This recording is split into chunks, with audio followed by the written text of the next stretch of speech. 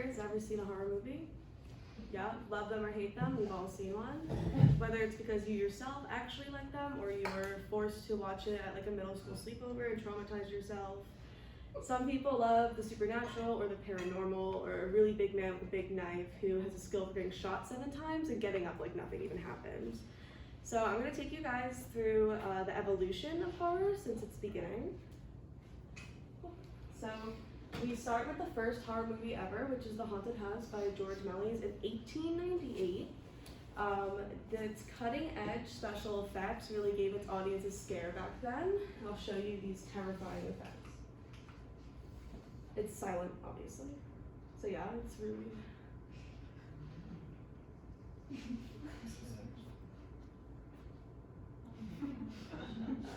truly terrifying. But this was the first time in movie history that the supernatural was presented on screen. So this brings us into the golden age of horror. This is where we get like our universal monsters from.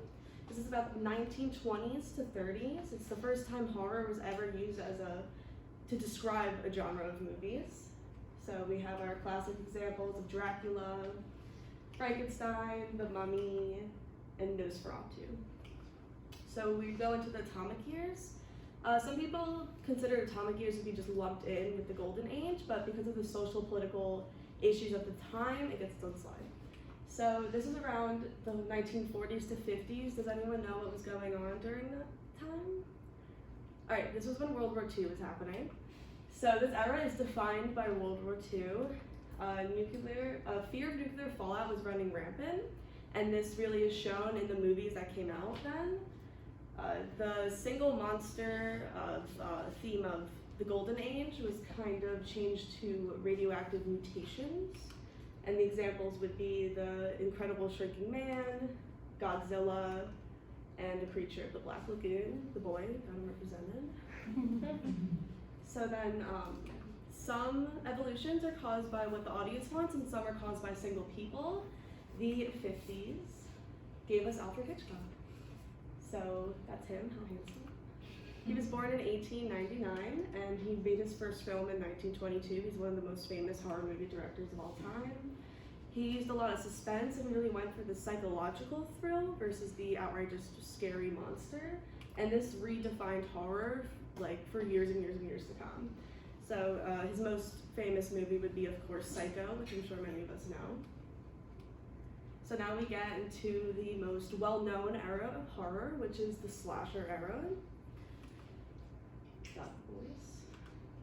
So this is about the 1970s to 1990s. Some people say not the 90s, but I see it as a buffering stage between slasher and modern. This is where we get our iconic horror figures, our favorite killers on screen. We went back to the supernatural single monster theme that the Golden Age gave us. And so we kick off the slasher era with Texas Chainsaw Massacre in 1974. This defined and inspired the next 20 to 30 years of horror movies made. And from this era, we also get our love and father of horror, Stephen King. Stephen King has created some, tons and tons of classic horror movies. It, Carrie, The Shining, Pet Cemetery. Truly an incredible mind for horror, and he has redefined it himself. He's one of the most famous horror writers of all time. So some of the most popular slasher movies that come from this, and a few examples would be The Shining, Friday the 13th where we get Jason, Nightmare on Elm Street with Freddy, Halloween with Michael, Chucky, Scream with Ghostface, my quick flex that I met the guy who plays him, crop myself out because I look gross and doesn't need to be projected. So from the slasher era, we also got a lot more cult themes in it. There's a real obsession with possession, especially when it came to homes and children. This is still popular now. We see Annabelles and Conjurings come out every year. And some of these examples of possession movies during the slasher era would be The Exorcist, The Omen, and Poltergeist. So you can't really talk about the evolution of horror without talking about the Blair Witch Project. So this was really revolutionary for the time when it came out. It was the first found footage film to be released at the level that it was released at. It was marketed, we all know what found footage is, but it was marketed as if it was actually found. They found the tape in the woods and they just played it at a movie theater.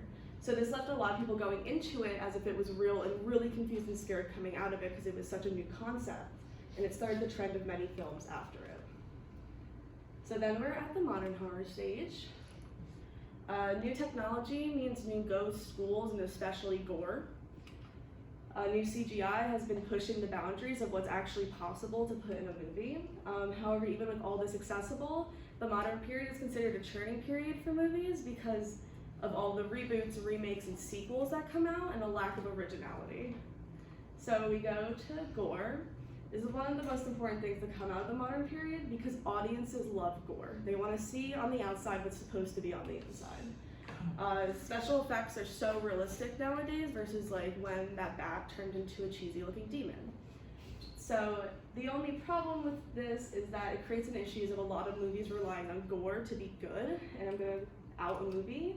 The Terrifier was a terrible, terrible movie, but the gore is fantastic. So if you talk to anyone who's seen it, they're like, oh, but the gore was really good. But the movie was bad, okay?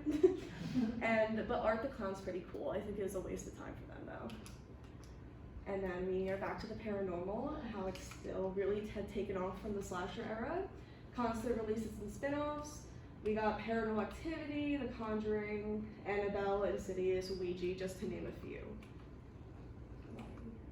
So some of those shining stars of the modern period would be Hereditary, Us, House of a Thousand Corpses, Oculus, Mandy, that is Nick Cage, Devil's Rejects, which is the sequel to House of a Thousand Corpses, and if you also like this, Three from Hell just came out, which is the other one. So, horror movies have changed drastically since the beginnings of the late 19th century. Technology and innovative minds have pushed the genre to incredible distances since we first saw Mellies in the 19th century. Horror movies have gotten so realistic that the director of Cannibal Holocaust was arrested for murder because his on-screen kills were so realistic, and that was 40 years ago. As audiences become harder to scare, movies have to keep up, and I wonder what will be the next trends to come from this. It's internet-based horror, and it's not good.